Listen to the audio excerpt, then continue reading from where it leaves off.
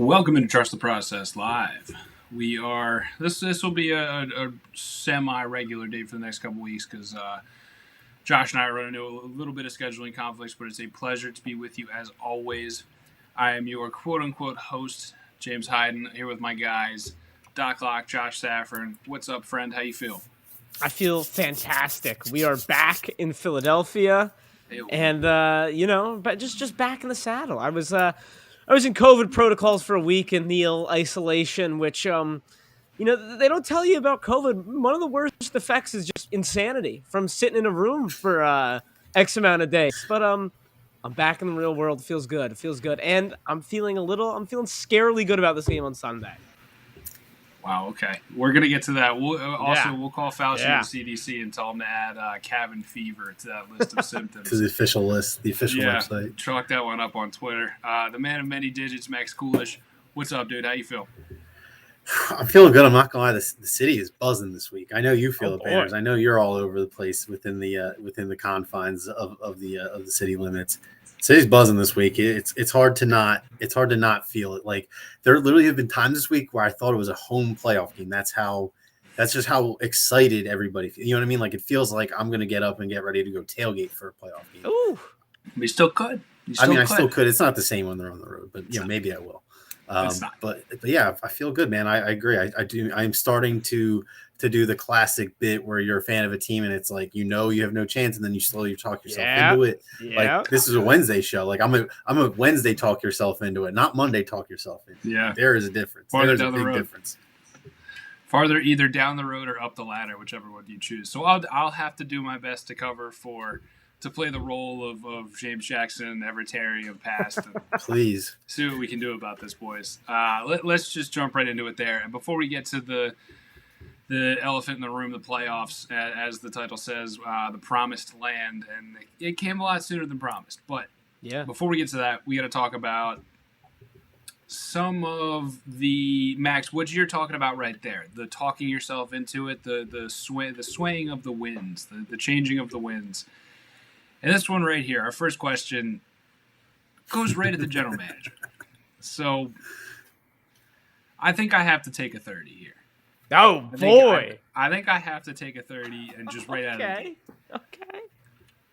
Don't doubt people when they tell you who they are. So when somebody comes out plainly and tells you who they are, what they are about, don't doubt them, especially when they prove it. Okay, Howie Roseman is a guy who will hit on 1 out of every 10, 15 draft picks. Howie Roseman is a guy who is fantastic at trades, one of the better trading GMs in the league. Howie Roseman is a great capologist, one of the top 10 capologists in the league. That's what he is.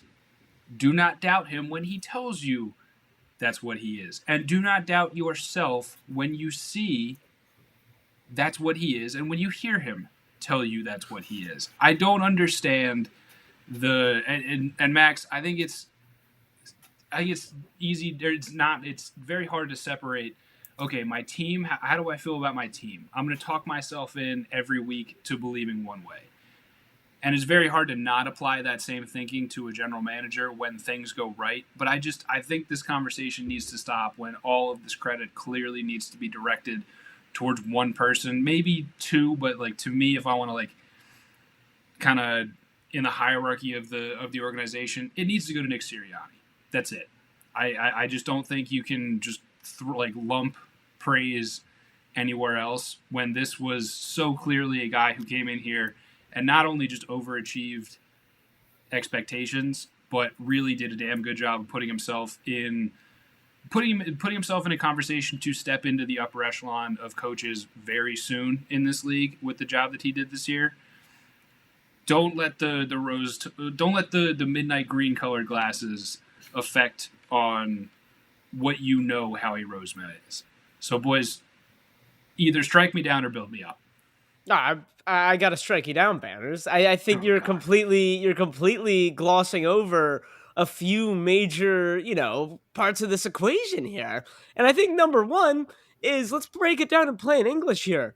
Jalen Hurts and the Philadelphia Eagles are in the playoffs. Carson Wentz and the Indianapolis Colts do not have a first-round pick and are not in the playoffs when all they had to do was beat the lowly Jaguars. And I am not over here as the anti-Carson Wentz guy. I treat him more just like an ex-girlfriend, where I'm not waiting for them to fail, but I'm also not wanting them to succeed. I'll give a nice chuckle here when they fail. You know what I mean? And that's exactly what I was doing Sunday at 4:00. In fact, I was laughing to the bank. Thank you, Jaguars. But look at Carson Wentz just crumble in the big moment. The second Jonathan Taylor gets taken away, and Carson Wentz was just begging to get out. There was no secret how he was able to get him out, get a first-round pick for it when the whole world knew he had to trade Carson Wentz, and now the quarterback that replaced Carson Wentz, and oh, by the way, Eagles still paying Carson Wentz the money from this season, they make the playoffs. You have 3 first-round draft picks, and you are making the playoffs. That's something that I did some research. I lost it. That only 3 teams in the last 40 years have made the playoffs and had 3 first-round picks in the NFL. One of them, your 2013 Vikings banner. So I got to give Howie all the praise in the entire world. And he's just, there were billboards that said Howie Roseman's a weasel. Where's all that hate now? Howie Roseman deserves credit. And guess what? I agree. Nick Sirianni, great hire at this point. Who hired him? Howie Roseman. Howie Roseman needs to get a lot of credit right now, fellas. But I'm not disparaging Howie Roseman. Okay. I'm not disparaging it. Howie Roseman. I don't understand how, I want you guys to explain this to me.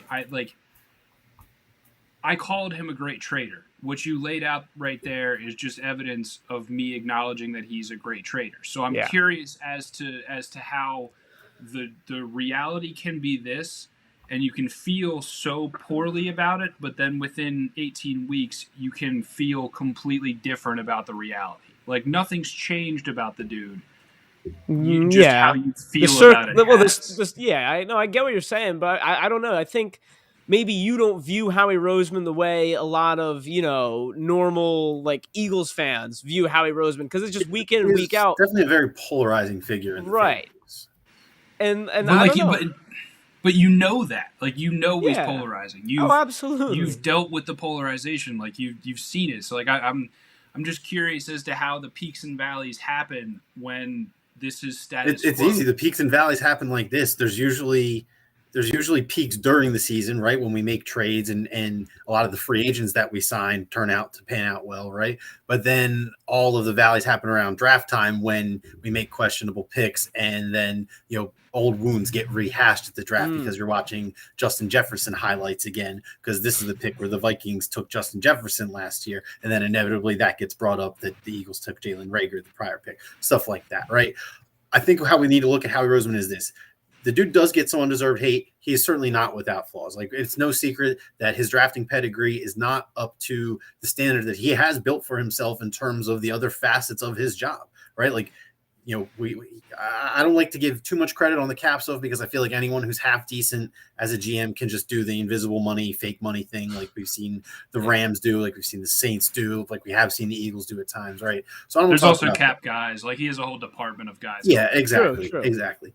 But I absolutely think that in as of right now, there should be a Howie Roseman victory lap, because GM moves are not.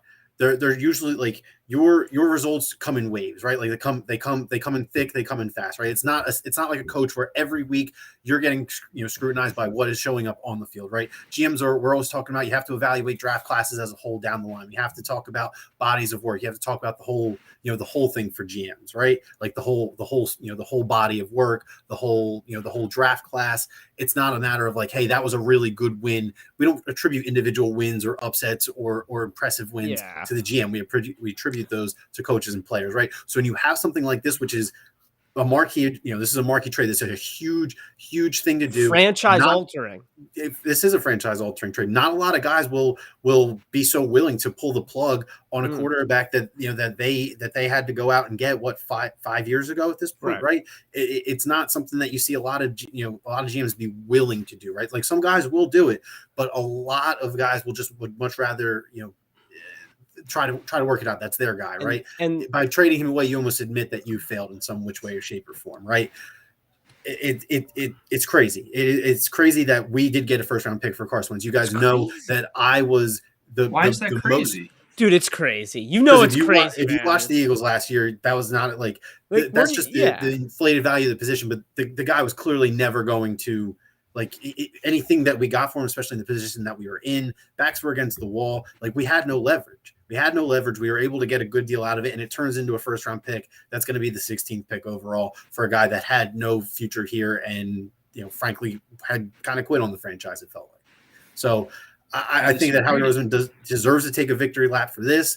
I am not looking forward to seeing, the one reach that he'll inevitably have with his 3 first-round picks this year. It's going to happen. But when you think about him in the context of the 31 or, the 32 total GM positions in this job, the dude is definitely in the top half, like at worst. Like I'm willing to say he's much higher, but just for the sake of keeping things moving here, there's no way you're going to name me 16 better GMs in the NFL than Howie Roseman.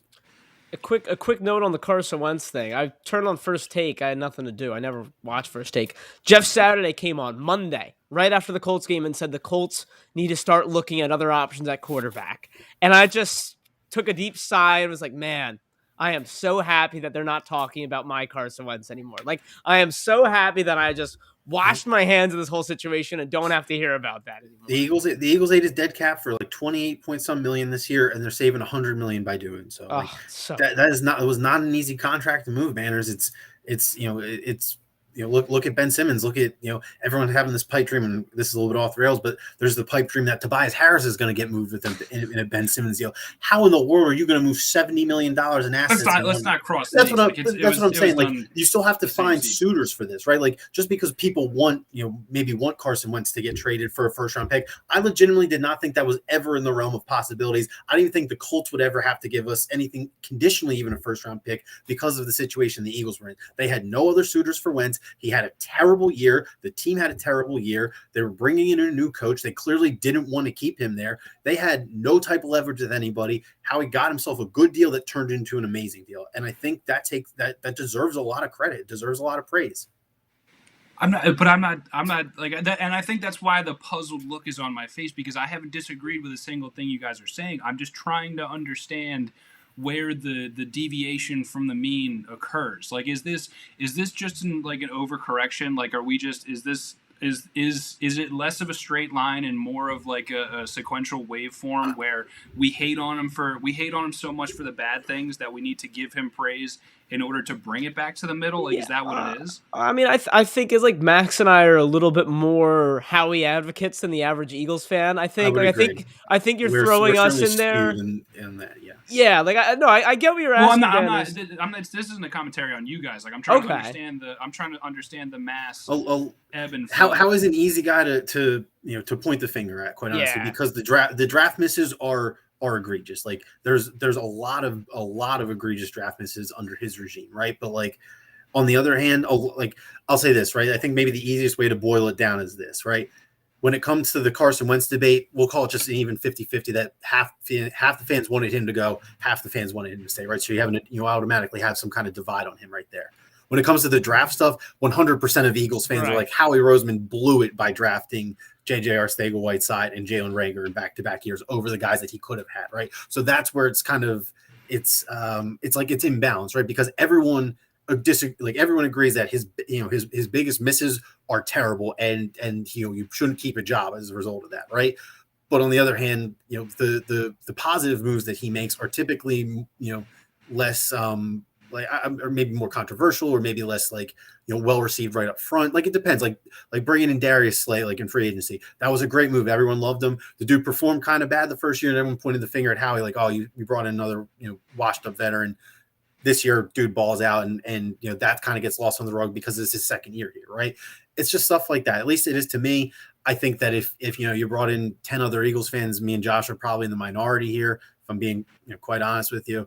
I think that a lot of people will look past the other stuff, simply the draft things, and say based on that alone, he shouldn't have a job. And I think that a lot of people don't realize how good we as Eagles fans have it.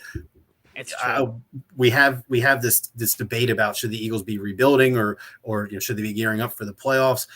It says something about your general manager when the last 2 times he was supposed to be rebuilding, he was competing for the playoffs basically instantly and getting there shortly after. So real quick, before we move on, I'm actually really curious because Howie Roseman has what this conversation has led me to is Howie Roseman is one of the most predictable GMs in this league. There's going to be a down cycle near the draft, but he's going to either outweigh or match those things in free agency and trades. So are you guys, I guess my ultimate question is, are you guys all right sticking with Howie Roseman? Because I've noticed our cycle of trashing him when he does horrendously bad things, which is coming, which we've just stated, those are coming. So are you guys all right with keeping him, knowing that whenever a bad thing happens, there's going to be things down the line? Because a lot of GMs can't say that. Right. I look, he's like the best used car salesman in the whole world. Like, I really don't know, like, how on earth did he sold a RAV4 with. He got demoted and got re-promoted at some point. It's like, Banders, I'm not blind, but like at the end of the day, like, you look at the Eagles track record, right? Like, there's this notion that being an Eagles fan is so hard. In my lifetime, it's been, for the most part, pretty nice. Yeah, pretty nice. So you're an Eagles fan under 30, you don't have much to complain about. Right. And a good chunk of the last decade is due to Checkmate. Checkmate. I now have tape. This was my ultimate goal. I now have tape that I can okay reference. With that. I'm okay with that. I now have tape. That was my. I would prefer it because in the NFL, it's easier to make that jump. You don't make the jump from 2-14 to Super Bowl. It's not the NBA, right? You don't make the jump from the bottom to the top just because your young superstars finally gelled. And damn it, one of these rookies has to be good. One of these exactly. years. Eventually, one of you got a couple this year. You got three. I mean, one of them's got to be good. One of them's got to be good. Out of the 3 picks this year, right? Like, you can't miss 3 times in a row. All Howie has to do is draft Nakobe Dean, and it doesn't matter what he does with any other pick in the draft. Eagles fan, that's all that matters. That's how the casual football fan works. You see a guy in the national title game in college, at a star at the position of need for your team, and instantly, if your GM drafts that guy, he's fucking back. Let's get that man the right hat on draft day, boys. The second question here. And this is when we start to move into the promised playoffs, the early arriving playoff entrance for the Eagles. Out of all the NFL teams, where do we think the Bucs stack up? And part B to that question, where do you think the Eagles rank among these playoff standings? Do we want to stick to the NFC or do we want to go? Everyone. I want to do everyone. You want to go everyone? Okay. Yeah, all right. So yeah. Give me that first, Max. Give me the number 1, where the Bucs rank overall. And then where the birds fall. All right. Well, really quick, I'm just kind of running through my head. In terms of the NFC, I think I will still keep. I mean, I can't put them above the Packers right now. I don't think I can put them above either 1 seed. I think the Titans are going to be a force to be reckoned with. They are getting Derrick Henry back. Yeah. This is when they're. I think both teams that earn the 1 seed earn them for a reason. Especially, I think the Titans have been like, how do they do it? They found a way to do it. The Packers have done the Aaron Rodgers thing all year, right? I think that the Bucs probably slot in for me. I don't think I can put them above the Chiefs comfortably. I think at that point at 4 feels pretty up for debate, and I almost feel like I would lean to Tampa Bay simply because they have Tom Brady, right? Like they have Tom Brady. Like it's hard to bet against them. They're the defending champions. I think that if it was any other team except the Chiefs, kind of in that 2 spot in the AFC, I maybe would be even more inclined to put the Buccaneers over them. But I think as of now, I would say my top 4 in order would be Packers. I have to give it to the Titans because they beat the Chiefs straight up. The Chiefs were kind of funky at that point, but it's got to be Packers, Titans, Chiefs, Bucks, and then for 5 just to round it out. Bills. Yeah, it's probably the Bills. Do it. No. Do it. No, no. They were the team I thought of. I was like, no, there has to be someone I'm missing. It's the Bills. Josh, what do we? Max, part B. Where do the birds fall on these power rankings? I mean, objectively, give me the Eagles against the Steelers 10 games out of 10, no questions asked. If that game were to happen, the Eagles' defensive line would absolutely dominate the Steelers. I think other than that, I can't really comfortably put the Eagles firmly ahead. I think the Steelers are clearly on a tier of their own, as the worst team in the playoff, bottom tier. I think the Eagles fall into that next tier up, just in terms of they're young, they're inexperienced. They have shown at times this season that their offense can go stagnant. and you can't always rely on your defense. The good news is that in the playoffs, teams like to play more cautiously, and that does kind of lend itself to slower paced games, which that's the Eagles style, right? Like they want the ball as much as possible. They want to be avoiding mistakes, and if other teams are not playing their game to avoid mistakes, I think the Eagles can do it. In that that tier with the Eagles, I would say probably are like the Cardinals and the Niners and Banners. The Cardinals are falling apart. Yeah, they are. I'm with you. Cardinals, Niners, and then on the AFC side, I'm trying to think of who the wild card teams are. The Raiders for sure. Patriots. Yeah, Patriots are better. I would say Patriots are better. Yeah, not by much though. They fell off a little bit. I agree. I think the Patriots are like at the very bottom of that next tier up with like the Rams. Yeah, this is tough. Maybe Josh, actually, you know what? Credit to the Niners. The Niners are in the next tier up. Give me Eagles. That was where my face came. Eagles, Cardinals, and Raiders are that second bottom tier. Josh, what are you thinking? Rank these Bucks and then rank these Birds. I think that this is not a 2 versus 7. Like that's kind of what my point is with this question is I don't think this is as simple as your average 2 versus 7. This is not anything like Chiefs versus Steelers on the other side. I got the Bucks down at 6th out of all the teams in the NFL right now. And part of that, hand up, I know I'm on an island here. I value the Rams extremely high. I think that they have had a very bumpy road. I know Stafford's. I would like to agree with you, but I'm sticking with my guns, man. I just think they've got the most talented roster, and they're putting it together. I don't really know what to make of that last game. I mean, maybe they just kind of thought they already had it there and let their foot off the gas. But I believe in the Rams when the going gets tough this playoffs. So I have the Rams ahead of the Bucks, and I also have the Bills ahead of the Bucks. I love the Bills this year, and I think that I'm not saying Super Bowl, but I do think there's a difference this year now that Josh Allen's been through the ringer a little bit in the playoffs. And look, it's Tom Brady's Tom Brady. The Bucks are dinged up. The Bucks have Antonio Brown, Chris Godwin being out are really changing the way I look at this team. I got the Buccaneers slotted in at 6th. Just ahead of the Cowboys on my power rankings. And I got the Eagles at the 10th spot. Now, look, I have them right ahead of I have them ahead of the Cardinals. I think the Cardinals are done. I think the Cardinals are dead in the water. I got them ahead of the Niners because the Niners don't have a quarterback, in my opinion. Yes, Jimmy G looked good. Jimmy G looked good last week. He's playing on his hand doesn't work. I don't know how he's throwing the ball. I would put no faith in the Niners with Jimmy G right now. And then look, the Raiders, like I said to Banners earlier today, they just had a miracle way to get in the playoffs. Their goose is cooked, and the Steelers obviously at 14. I got the Eagles at 10. I got the Bucks at 6. I think this game is much closer than a 2 versus 7 as it is on paper. So let's see. Packers, Titans, Chiefs. Given. I go Packers, Chiefs, Titans, by the way. I can't do it to them yet. I can't do it to the Titans. Their defense stepped up when I didn't think they would. Yeah. I got to go Packers, Titans, Chiefs. This one's tough. It's tough. I got to go Rams at 4. Wow. There we go. I got to go. Boys, I'm doing it. Bills in front? I'm going Bengals $5. Bengals!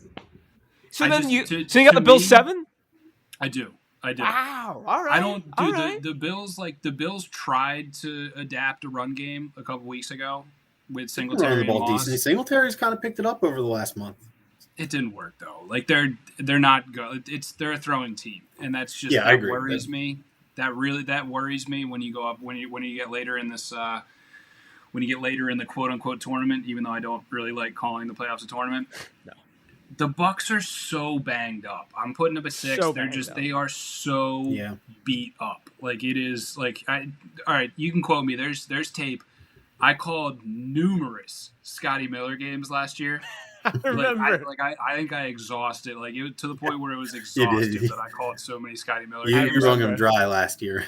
Yeah, but the war of attrition, there's going to be a Scotty Miller game just because there's nobody else ahead of Scotty Miller. It's like I have to be right now because he's the number 2 option. We'll see if Leonard Fournette comes back, but even if he come on, he got activated today. Him and Gio Bernard and Devin White, I believe it was. I'm not sure how much I believe in him. They're still going to be hurt. And everybody else has their injuries, as every team does this time of year. But, like, come on, the Bengals are explosive. Like, Banners. I think your input just switched or something like that. Yeah. Like, Really? I don't know. Go check your audio settings. Something just I don't literally happen. think it's. Go ahead. Are we Is back? that better? Oh, Yeah. yeah. I don't know. It started freaking out. Better? Go again. Is that a lot better? Can we hear me? Oh, my God. Night and day. Wow, really? Yeah. I don't know what happened Yeah. there.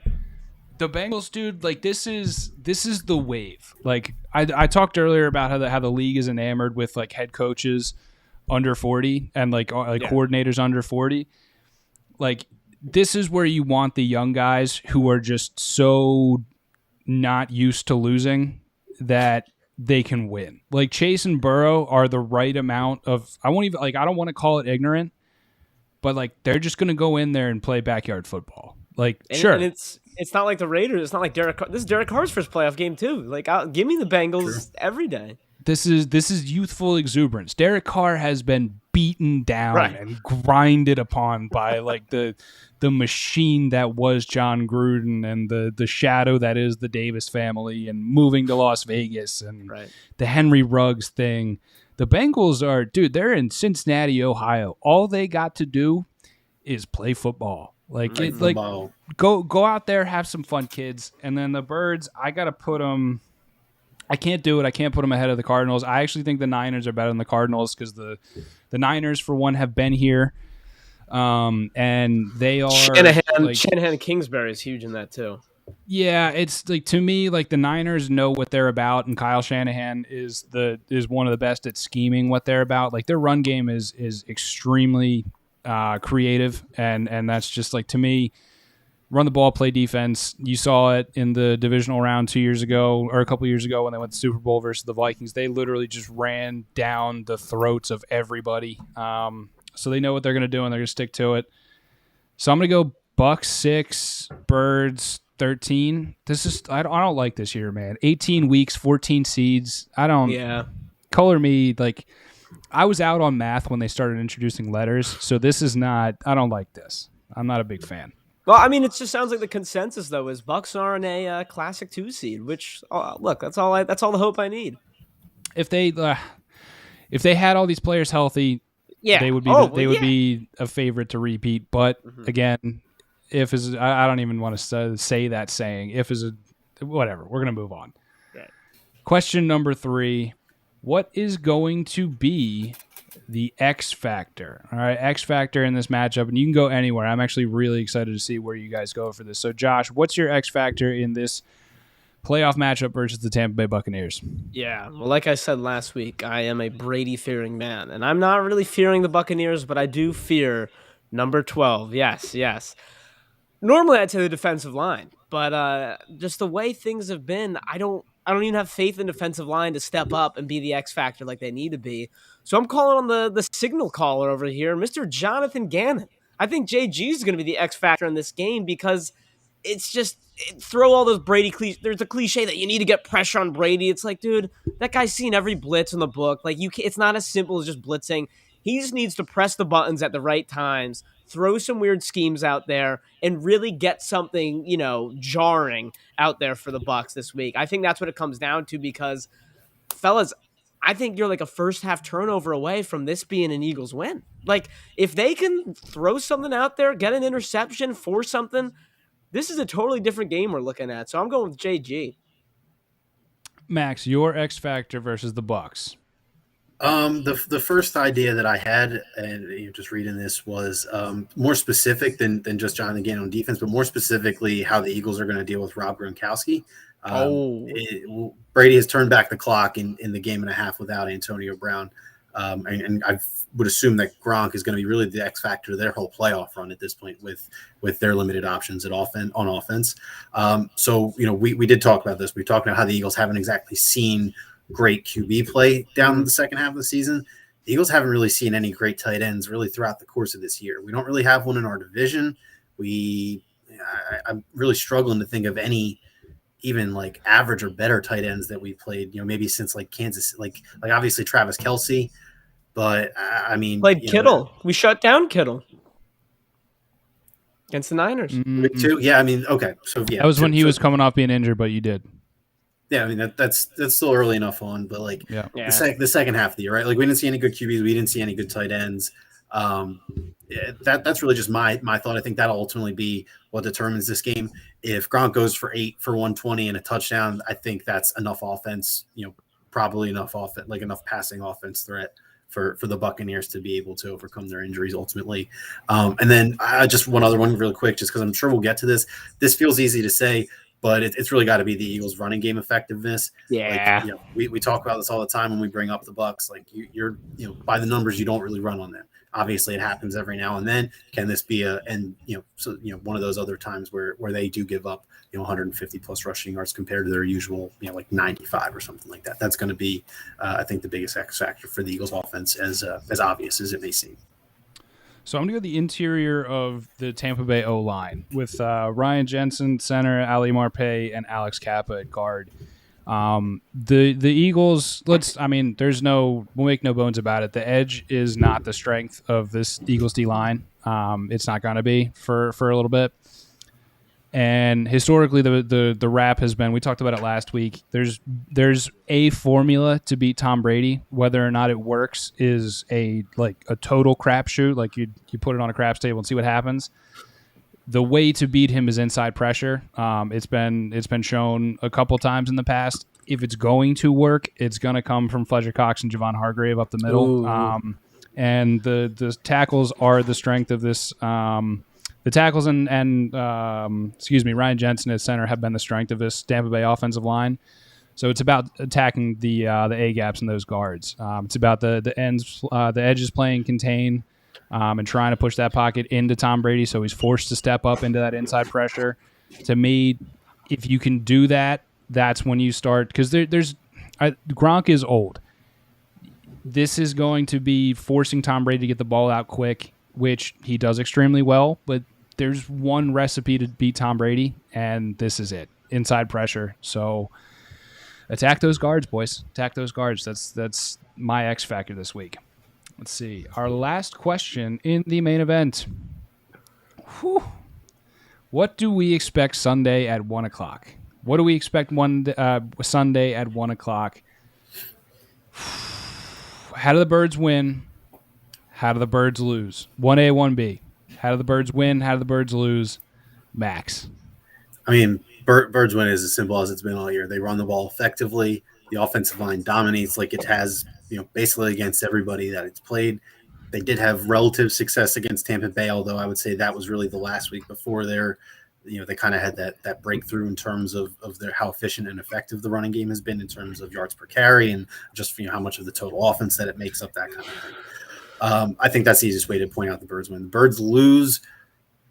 I mean, to me, the Birds lose by going down early to an efficient Tom Brady who, whenever we think that he doesn't have people to throw to, he's going to throw to what's that dude, like Cyrus Gray or something like, I forget his name. I know you're something talking like about. that. Yeah, Miley Cyrus. Yeah, exactly. The way the Eagles lose is Tom Brady starts 13 or 14 for 2 touchdowns, and the Eagles are forced into an early catch up where they simply can't really excel given their personnel. Josh, what do we expect Sunday at 1? How do the Birds win? How do the Birds lose? Yeah, I mean, first of all, like Max said, it's the running game. Everyone wants to talk about the Bucs' run defense and how they're number 1 in the league. I don't hear anyone talking about how the Eagles have the number 1 run offense in the league. So to me, that's something I think should be more in the national media, because it just seems like, oh, you can't run on the Bucs. Well, you can't stop the Eagles' run. If the Eagles win that battle, I think there's a legitimate path for them to win this game, and I expect them to win that battle with that offensive line. I mean, other than Vita Vea, I'm not necessarily shaking in my boots about anyone on this Tampa Bay Bucs defensive line. Yeah, I think Jason Pierre-Paul may be coming back, but that doesn't do it for me. And like I said, Shaq Barrett's back as well. I missed that. But come on. I think the Eagles' offensive line is really one of, if not the best in the league. I think they will be able to run the ball, maybe not as well as they have this year, but I'm not scared of this Tampa Bay Bucs run defense.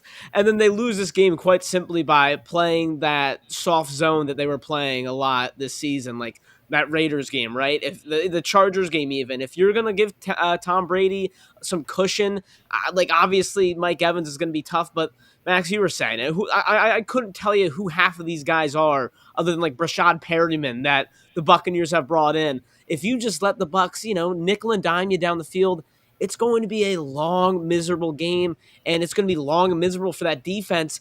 Who we've seen it so many times. Tom Brady, if he has the ball in the last possession of the game, I don't like the Eagles' chances here. So it's very cliche, but you got to bring the pressure. You can't let Tom Brady be comfortable. Ultimately, fellas, I'm going with an Eagles win this week. I am not going to be, I'm not going to be like the season was ruined if they don't come out of Tampa Bay with a win.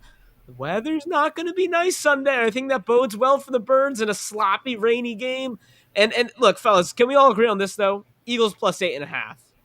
Like, book it, right? Even banners, come on. 8.5. Yeah, I think I got to lay that. Yeah, I think you got to lay that. But I'm going, look, fellas, 27-24. Book it. Eagles money line. You think it goes up or down by the time Sunday kicks off? I think we'll see 8. Okay, interesting. All right, my two scenarios. Birds win if Dallas Goedert has more than 67 yards. So that's a win. So the Eagles win. If Dallas Goedert has more than 67 yards, that means they are running when Vita Vea comes off the field, and that means when Vita Vea comes off the field, they are attacking those seams, or comes on the field, I apologize. And the Birds lose if they exit the first quarter with at least a 10-point differential. So if the Bucs are up by 10 points at the end of the first quarter, that means I think the slow start has done them in, because at that point, the Bucs can just get to their formula, waste time either through the run game or those dink and dunk plays, and it's just going to be a slog fest for the remainder of that game. So those are my two scenarios. I do think the Bucs win, but that 8.5 is kind of speaking to me. I do think the Eagles might be able to cover this with maybe a backdoor cover out there. Might be a little backdoor cover. I was thinking the opposite. I can see like the Bucs trying to run out the clock, like up 4, and Ronald Jones breaks one and breaks my heart too. That's the way I would see the Bucs covering. I was going through that vintage 98-yard Rojo touchdown. Like that he's so known for. Woof. For the boys, are we gonna do our favorite segment in the playoffs? I'm down. Yeah. All right, I think we will. So not for the last time. After I tell you about our guys at PHL Sports Nation, not for the last time our favorite segment. But before we get to our favorite segment, I got to tell you about our friends over at PHL Sports Nation, a local Philadelphia sports site covering your favorite teams across blogs and social media. PHLSportsNation.com, Philadelphia Sports Nation, enhancing your Philadelphia sports fan experience. They cover everybody, including your Philadelphia Union. Go check them out. I just told you the website. Any form of social media, you can find them. Very easy. And PHL now, Sports Nation. Big announcement. Yeah, announcement. And now sports gambling has been added to the PHL Sports Nation, led by yours truly and Mr. Digits down there. Going to be contributing to the website with some weekly picks and a little web show coming Friday about the playoffs. Beautiful. You know where to find it, PHL Sports Nation. We'll be dropping some links in the comments as well, so you can find that a little bit easier. I don't know how much easier I need to make it for you guys to find it. Like I've said this, so it just rolls off the tongue at this point how many times I've said it. But boys, our halftime, as always, is our favorite segment, winners and losers. As per usual, we will go around. We'll tell you our losers first from the Week 18, the first Week 18 games. This is so weird. First time, Week 18 winners and losers. Josh, you want to kick us off with your loser? Yeah, it's too easy. I'm not gonna say anything crazy. It's the Colts, man. It's just the Colts. It's Carson Wentz. It was so predictable at the same time. I actually said Jaguars money line on the last show. If you want to check the tape, I was a man. I put my money where my mouth is. Profited greatly and chuckled. So. That's it. Colts winning, you're in. And then you know what was even funnier to me? Sorry, my roommate's a Colts fan. I hope he doesn't hear me. The fact that all they had to do was have the Ravens win, and they still would have made the playoffs, I'm pretty sure, if the Ravens ended up winning that game. So, yikes. It was a rough Week 18 for the Colts. That's it. Max, your Week 18 loser. Oh, man. I feel like you probably were going to try and take this banners because we kind of mentioned this team earlier, but for me, it's the Rams. I mean, it's just a terrible, terrible collapse. No points in the whole second half, I believe, or one field goal or something like that.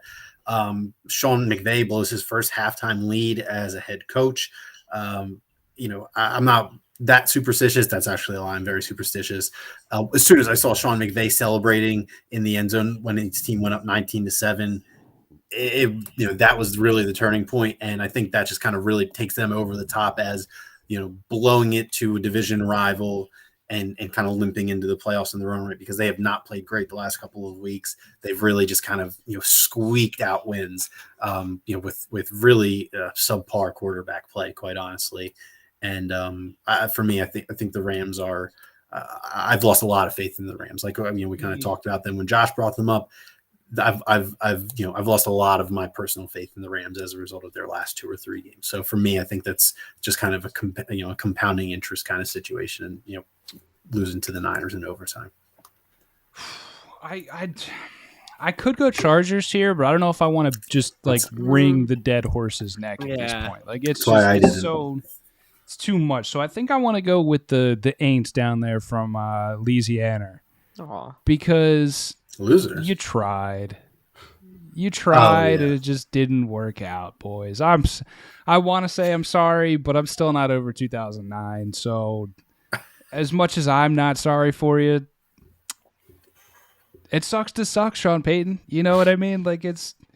You put your hope in Jameis Winston, and that failed you, and your darling sweetheart, your pet project, Taysom Hill, couldn't get the job done, and your Mr. Slant Man, Michael Thomas, is just exposed and then just is a malcontent.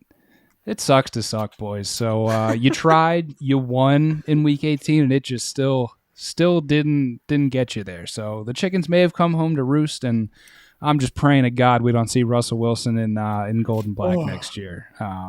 But yeah, the Saints suck it. Chargers. That's tough, man. Brandon Staley, I still believe in him as a coach. You're definitely a loser this week, but Justin Herbert also cooled off in the last part of the year. So you're still a loaded team. We all expect good things from the Chargers next year, but definitely got to go Saints. So we had Saints, we had Colts, and we had Rams for our losers. Turning around the cycle, we're coming back up to the top. Josh, your Week 18 winner. I mean, if you're gonna let me go first, I'll take the other obvious one. It was the Pittsburgh Steelers. I didn't even know. I literally did not know the Steelers could make the playoffs when games started Week 18. No idea. I thought they were done. Big Ben, there was all this big ceremony for him. Big Ben's last game. And I don't know. This was a game I didn't touch because I was like, it's Big Ben's last game and the Ravens can make the playoffs. The game's in the fourth quarter, and that was the first time I even learned the Steelers actually could make the playoffs. So for everybody just wrote that scenario off. Right.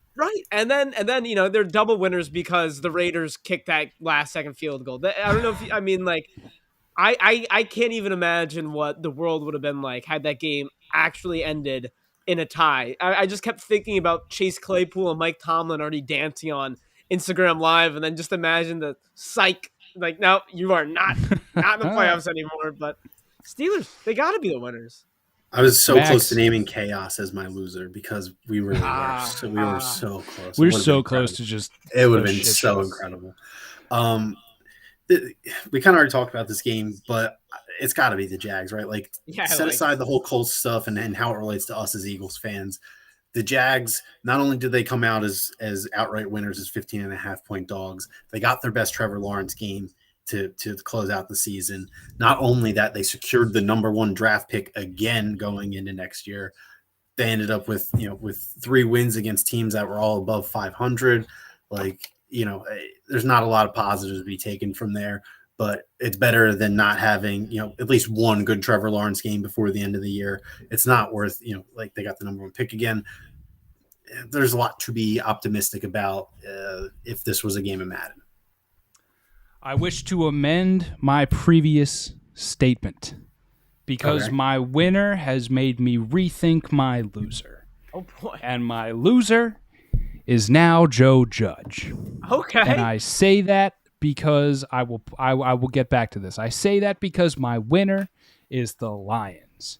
And my winner is the Lions because, gosh dang it, if I don't want to run through like 5 simultaneously stacked back-to-back walls for Dan Campbell, I want to do that sitting states away. And I say that this changed my mind because Dan Campbell, you want him to be the coach of your football team. Yeah. All right. Nobody's doubting what state the Lions franchise is in right now, but you can get behind Dan Campbell. And this made me change my previous statement because Joe Judge, he got fired and he should have been, because that you're telling me you're going to have your quarterback run a Y-wing quarterback draw on 3rd and 9 on your own 14. Like you didn't have enough confidence in your team to run a play. Like a play. Like even a you didn't trust your running back to run a draw. You said we're going to eliminate some steps. We can't even hand the ball off correctly. Like our quarterback's going to run a draw. Like that is like you gave up on your team. You're fired. That's why Dan Campbell's my winner, because nobody gives up on Dan, because Dan doesn't give up on anybody, because he drinks like 7 espressos in the morning, crushes some creatine, and outlifts the offensive lineman, because that man is an absolute warrior. And yes, the Lions are my winners. And now Joe Judge is my loser, because that man sucks. I was really hoping he wouldn't get fired for my personal I was so pissed. Yeah.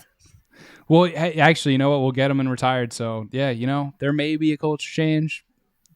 There probably won't be, boys. Probably won't. Probably not. Is that ownership GM still there? I'm not too worried. Yeah. Woof.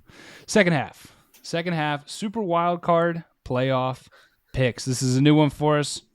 AFC wild card weekend picks. We're going to go through this. It's kind of going to be like rapid fire, but I want to hear some thoughts. So I might ask you to expand on some if I feel your picks are egregious, if I used that word right. I probably didn't, but we're going to get into it. Our first one, Raiders versus Bengals. Josh. You're crazy if you pick the Raiders this week. Yeah, I mean, yes. you're just crazy if you pick the Raiders this week. First of all, Banners, I mean, you really set this up earlier with your, what did you say about the youth of the Bengals? They're blissfully ignorant. They're blissfully ignorant. They don't know anything other than just balling out, Burrow and Jamar Chase. And then I call it the Minneapolis Miracle Theorem. If a team wins in a miracle way, in a crazy way, they are screwed the next week because they've been riding high off of that Dan Carlson made field goal for the last Especially week. Especially in football. You can't replicate that emotion. Give me the Bengals. And listen, I'm not talking about the -6 spread here. I really don't know how I feel about that, but Bengals outright. Listen to Bannerman, then. Bengals outright. No second thought. Max, I know you agree with us, but just say it because I want to hear it. I mean, I definitely do like the Bengals, right? Like to win the game. I'm surprised to hear it's 6. If I'm being totally honest with you, the Raiders are resilient, man. Like they could have been dead for a long time. Look, I've proclaimed the Raiders dead a couple of times. One of my biggest foot in the mouth moments was trust the picks. The first week, Rich Bisaccia was the head coach, and I said they might get shut out, and they beat Denver by like 25 points or whatever it was. Like the Raiders have made me crow a little bit this year. I think this game will be uncomfortable for Bengals fans. I don't know. I think that they're the better team. I think this game will be uncomfortable for Bengals fans. Erroneous on all accounts. Not all accounts. I just wanted to quote Wedding Crashers. You're going to hammer the Bengals here, boys. You're going to hammer the Cincinnati Bengals because that's just what you do. But you do. All right, Max, you said something. We got to give Bisaccia a round of applause. That man was not given a fair shake this year, and he did the most of it. All those credit to those players for keeping it together. That being said, hammer the Cincinnati Bengals. Matchup number 2. We're going to come right back to Josh. Patriots versus Bills. Let's hear it. Yeah, when I first saw this one, I was like, man, this is tough, but I don't think it's really that tough. If this was like 3 weeks earlier, maybe I would have gone Patriots, but I think the dust settled after all 18 weeks. This is Bills for me, and I think this is also a Bills cover. I think they're getting 4, favored by 4. I'm going with the Bills. I don't think this is their year. I'm not going crazy like that. I just think the Patriots have kind of crashed back down to earth, and Mac Jones has looked a little lately, so I'm going Bills. Max. As the number one Josh Allen fan Yeah. in Pennsylvania, quite possibly, it's my solemn duty here to take the Bills and to believe in them large. I can't take them large because Bill Belichick is the coach for the other side, but I will take the Bills 28-24 push. Wow. It's a push. See, Vegas knows, man. Vegas knows. This is one of those Vegas knows games, big time to me. I'm crushing the +4. I'm doing it. I'm crushing the +4. Golly. It's smart. The Bills won as home favorites in this basically a very similar spot against the Colts last year. I think they were 6.5-point favorites at home against the Colts last year. It's in a this good Patriots poll. team. They were. I'm crushing the +4. I just don't. Golly, I wish we did. I might abstain from this and see how I feel on Friday and send my pick into you guys for the Friday show, because this is probably the toughest pick to me of the first round. I agree. Yeah. So I'm going to abstain here, but I'm crushing the +4 here. Third matchup, final one on the AFC side, Steelers versus Chiefs. Boys, no, do I even need to ask? No, you don't. You don't. Look at what happened when they played a couple of weeks ago. Going to be the same thing. That's Chiefs. Chiefs. NFC first round, and we're going to save our matchup to the last one. First one, we're going to go Cardinals versus Rams. Josh. Probably the best one. No, NFC playoffs are actually pretty good when I just thought about it. But I'm going Rams based on, you heard me say it earlier. I still believe in the Rams. I think this really comes down to who are you still believing in? Both of these teams were hot commodities, week 5, week 6, the next best thing. And like I said, with 18 weeks, I think you really see the dust settle and the cream rises. Look, I think the Rams are much better than the way they've been playing, and I think the Cardinals are exactly what we've seen these last few weeks. They're not that good. They have the capability of going off on offense, but they're just not. They don't have that firepower. So give me the Rams, and I'm not sure the numbers on this game. Is it like 5 or is it closer than that? I got you. Give me a sec. All right, either or.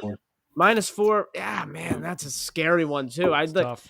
I haven't done the nitty-gritty research in these games, so get back to me on Friday, but Rams outright. Rams outright. Max, what are you thinking?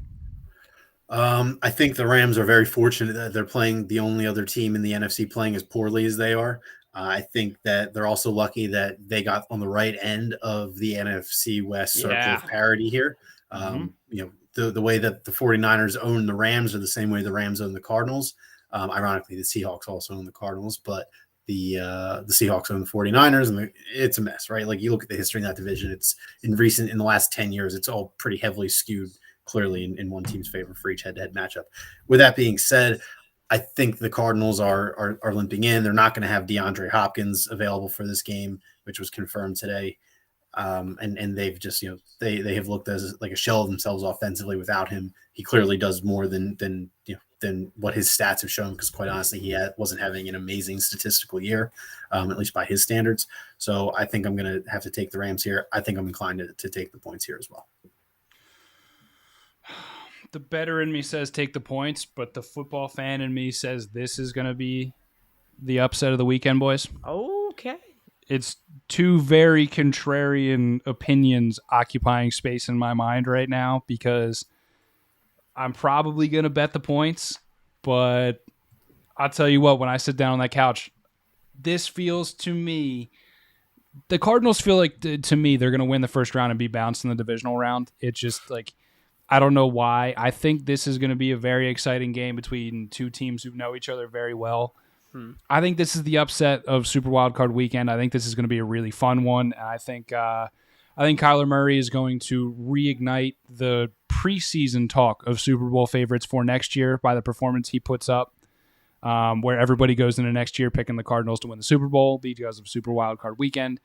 I'm going Cardinals here, boys. I'm going to lose a little bit of money, but I'm fine with that. Second NFC matchup, 49ers versus Cowboys. Josh, where the Nickelodeon game. The Nickelodeon, that is true. I did not know. That's perfect. That's perfect. Important to know. Kyler Murray is going to get slimed. Niners Cowboys is Nickelodeon. Sorry. Oh, that's weak. Sorry. I can't do it as much as I want to. A lot of people in the area are going with the Niners. A lot of people nationally actually are going with the Niners. I can't do it. I think the Cowboys win. I think the Cowboys cover too at -3. Look, the Niners are a really good team. the Cowboys are just better. I don't really know what else to say other than that. The Cowboys defense is very good, and we shouldn't lose sight on that.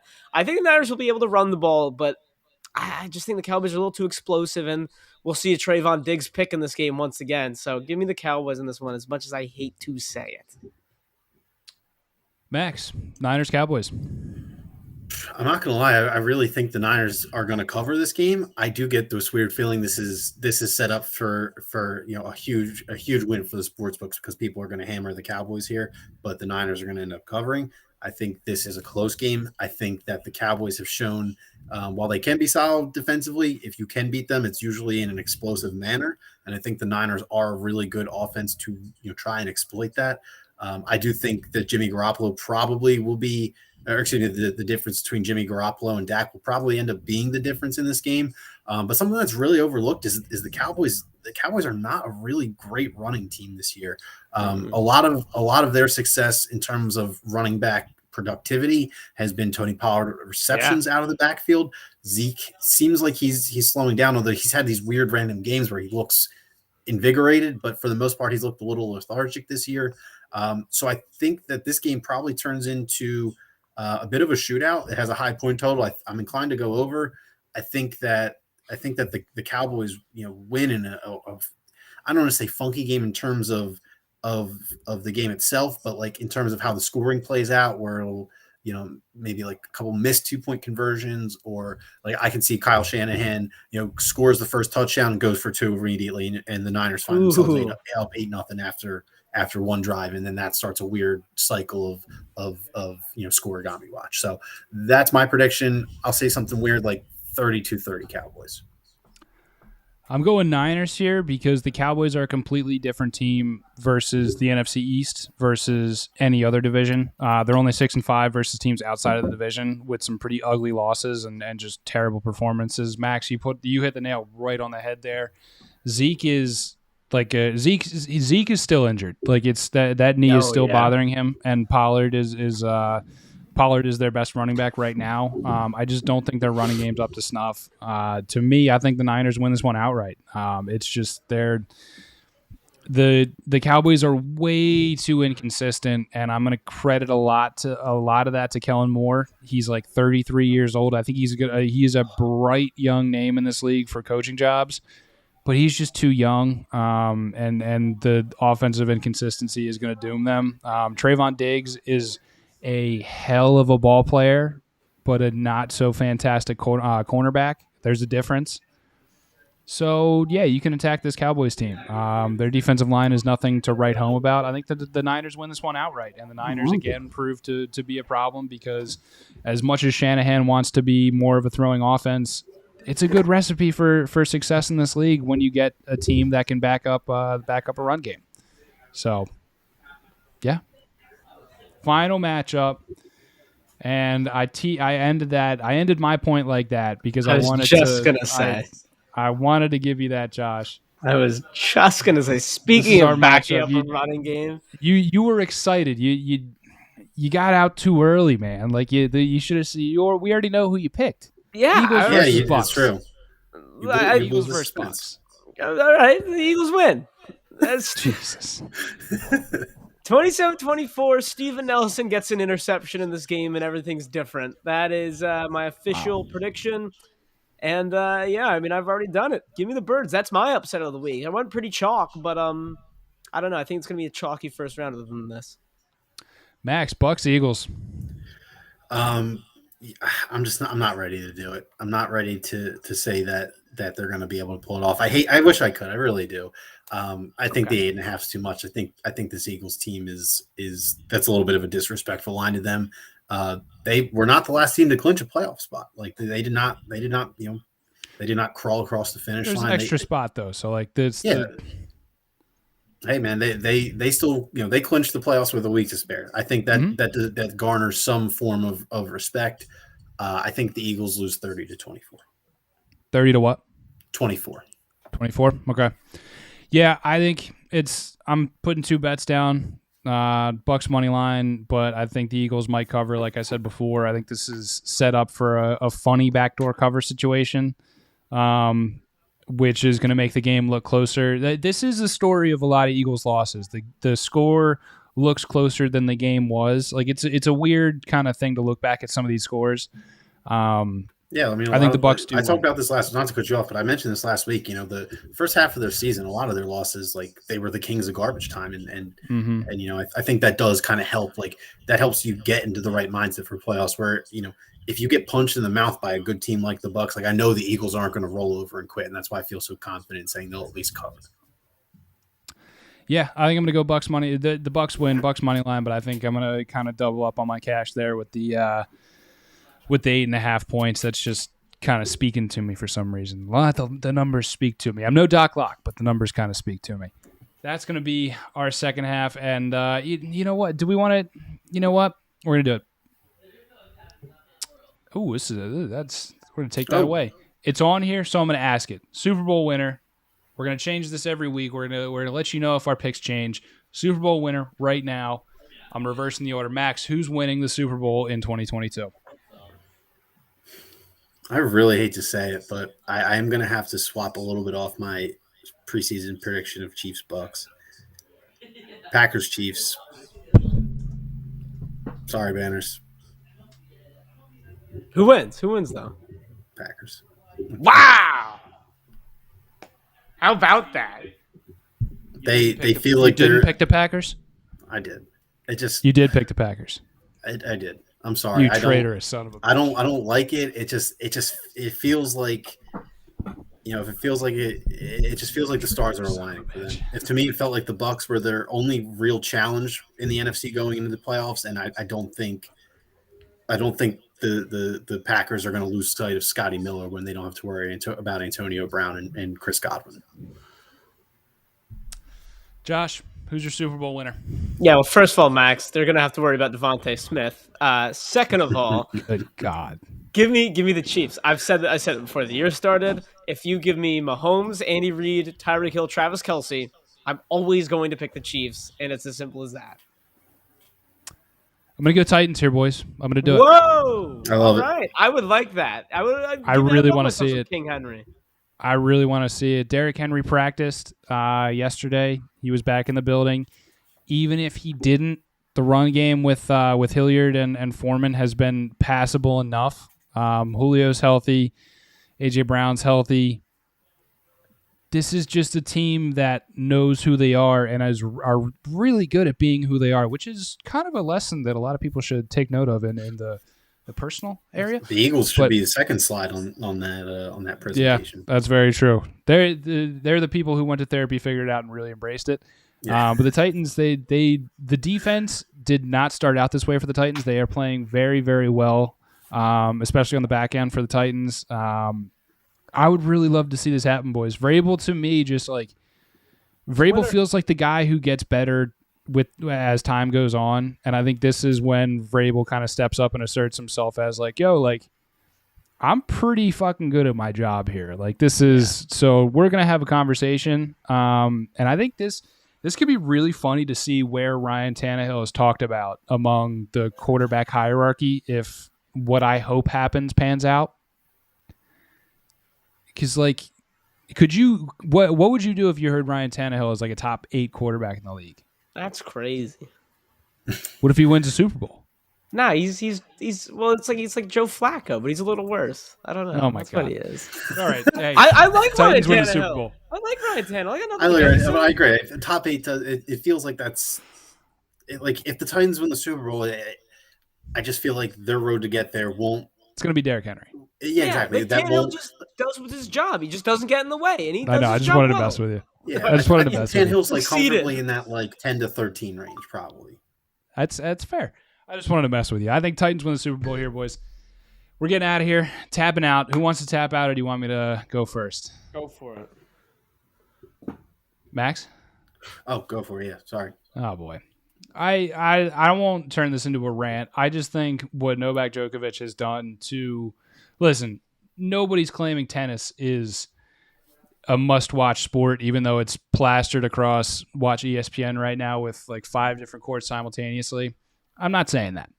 But what he's done to the sport of tennis is effectively just stated it's a rich white boys club that is just, it's really sad to watch, because not only was he the guy who, and this is all in 1 year, keep in mind, calendar year, 365 days has not passed since he's done this.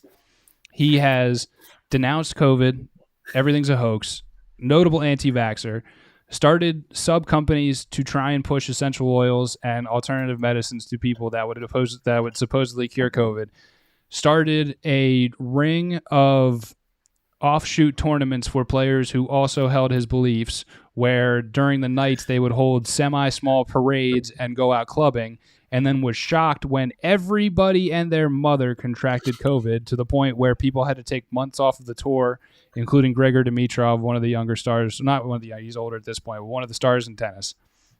And now he gets told he can't come to the Australian Open and throws a bitch fit. When Australia is getting hit harder than most and has been the place that has had the most strict lockdowns in the entire world. Yeah. And doesn't understand when he's told, yeah, man, you're not going to be allowed to play. He was told not to come, had to divert his plane in midair, got to Australia, but is now being forced to leave the country again. All because this dude is just a classic moron. And I'll tell you the worst part, boys, he's the head of the Players Association for the ATP. Not a good look. Really? He is the head of the Players There's no Union. Fucking way. He's the head of the Players Union. Holy shit, that's actually really disheartening to hear. This dude is he's one of the most talented players to ever play the game, but talent doesn't always equal brains, and this man is a fucking idiot. So Djokovic, go fuck off in Serbia. Don't come back. That's ridiculous. End rant. Yeah, I saw like he got profound mic drop. Australia was outraged. I just screenshot it, sent it to my buddy, said common W for everyone. When it said Australia said no, you're not allowed to come here. Just common W. Get the hell out, yeah. Djokovic. The fact that he's in the conversation with Rafa Nadal and Roger Federer just sucks, because they are just two genuinely they're just right. He has to be, but those are two genuinely good people, and he is not. Facts. I'm done. Facts. Quick tap out. I have to pee. Go Birds, and check us out on PHL Sports Nation. Sports betting, little. Me and Max will be dotting it up out there. That is all. Consider it a more formal crossover episode, a more permanent and more formal crossover than what we have been doing. I'm just going to end it with this. As someone who is, by all definitions, a casual college football fan, I was happy to sacrifice my pockets, and this is me admitting that I'm a sucker, because I knew Alabama was a sucker bet. But it was nice to see a team other than Alabama take home the trophy. Georgia and the under, baby. They have the under. Wow. Okay. Well, hey, if you didn't catch us live here, you can always find us wherever you get your podcasts: Apple, Spotify, Anchor, anywhere in between. If you do not catch us on the live show, and if you want a double dose of us, Friday, the boys here, Max and Josh. New crossover. What are we calling it, boys? That's a great question. Maybe we'll just keep trust the picks. We might keep trust the picks. Just to call it trust the picks for now. PHL Sports Nation, our guys over there, a little crossover. We'll see you next week, Philly. Go Birds. I'll give it to you again.